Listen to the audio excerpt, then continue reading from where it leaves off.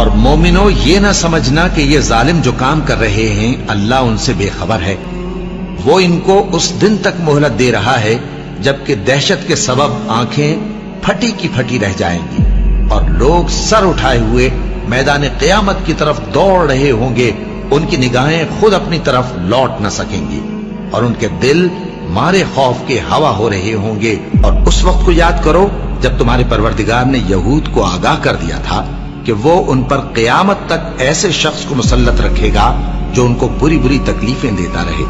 بے شک تمہارا پروردگار جلد عذاب کرنے والا ہے اور وہ بخشنے والا مہربان بھی ہے۔ اب کیا جو لوگ بری بری چالیں چلتے ہیں اس بات سے بے خوف ہیں کہ اللہ ان کو زمین میں دھسا دے یا ایسی طرف سے ان پر عذاب آ جائے جہاں سے ان کو خبر ہی نہ ہو، یا ان کو چلتے پھرتے پکڑ لے تو وہ اللہ کو عاجز نہیں کر سکتے، یا جب ان کو عذاب کا ڈر پیدا ہو گیا ہو تو ان کو پکڑ لے؟